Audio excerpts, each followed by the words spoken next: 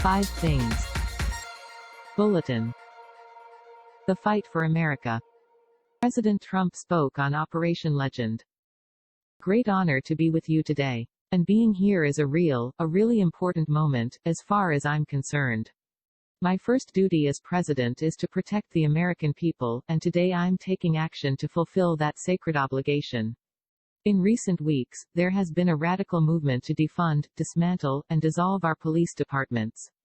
Extreme politicians have joined this anti-police crusade and relentlessly vilified our law enforcement heroes. To look at it from any standpoint, the effort to shut down policing in their own communities has led to a shocking explosion of shootings, killings, murders, and heinous crimes of violence. This bloodshed must end. This bloodshed will end. Today, I'm announcing a surge of federal law enforcement into American communities plagued by violent crime. We'll work every single day to restore public safety, protect our nation's children, and bring violent perpetrators to justice. We've been doing it, and you've been seeing what's happening all around the country. We've just started this process, and, frankly, we have no choice but to get involved. President Trump's action comes after weeks of BLM, Antifa and communist rioters have ruled the streets across many Democrat-led cities throughout America, leading to wholesale property damage and the deaths of many innocent Americans. It is the inaction of these anti-American Democrat mayors and governors that have forced the president to step in to protect the lives and livelihoods of ordinary citizens. Naturally, the leftist anti-American mainstream media classify the actions as being authoritarian and liken them to the Gestapo, and describing the operation as being akin to what a banana republic would do. They constantly refer to the violent rioters as protesters in an attempt to detract from the revolutionary cause of the insurgents.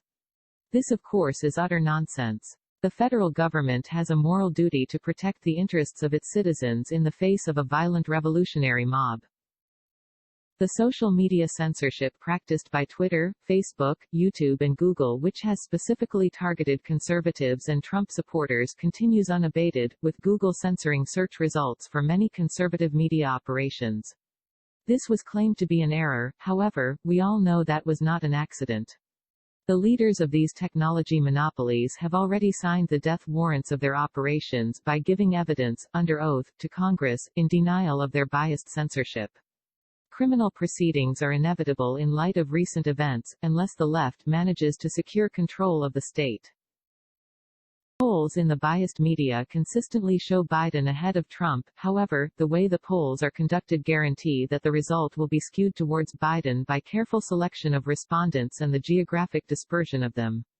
Ordinary citizens do not support the defunding of the police, nor do they condone the violent mob.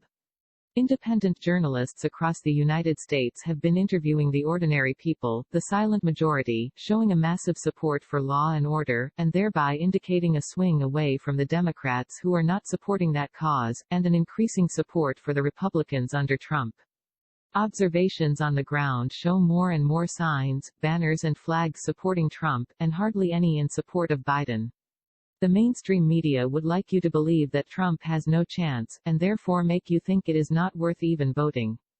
Do not believe them. All indications show that Trump will win a second term and will be able to save America from anti-American traitors on the streets and in government. Thank you for watching. Please like, share, comment and subscribe to be notified of new content.